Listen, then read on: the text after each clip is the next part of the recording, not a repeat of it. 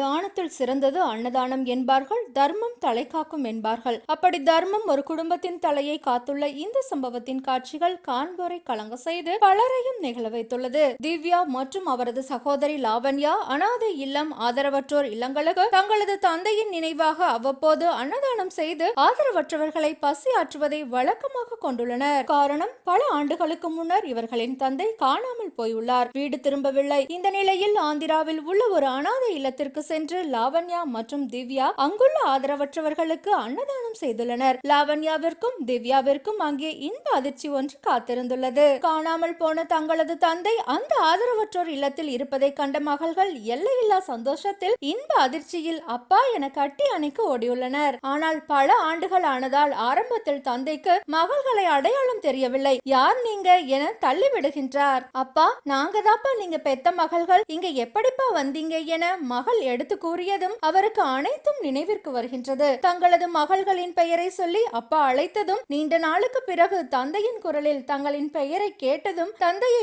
ஆறு தழுவி கட்டி அணைத்து மகள்கள் சந்தோஷத்தில் கண்ணீர் விட்டனர். பல ஆண்டுகளுக்கு பிறகு அப்பாவை உயிரோடு பார்த்த சந்தோஷம், குடும்பத்தை பார்த்த சந்தோஷம் என மகள்கள் மற்றும் தந்தை இருவருமே அந்த இன்ப அதிர்ச்சியில் இருந்து மீளவில்லை. எங்க அப்பாவை நாங்க வீட்டுக்கு அழைத்து கொண்டு போகின்றோம் என ஆதரவற்றோர் இல்ல நிர்வாகத்தினரிடம் மகள்கள் கூற அவர்களும் சம்மதம் தெரிவிக்கின்றனர். அப்பாவின் நினைவாக அன்னதானம் போட வந்த மகள்கள் தங்களது அப்பாவோடு வீட்டிற்கு சென்றனர். தர்மம் அந்த குடும்பத்தின் தலைவரான தந்தையை காத்துள்ளது. அப்பாவை பார்த்ததும் அந்த மகள்களின் முகத்தில் வந்த சந்தோஷத்தை நாம் வார்த்தைகளில் விவரிக்க இயலாது.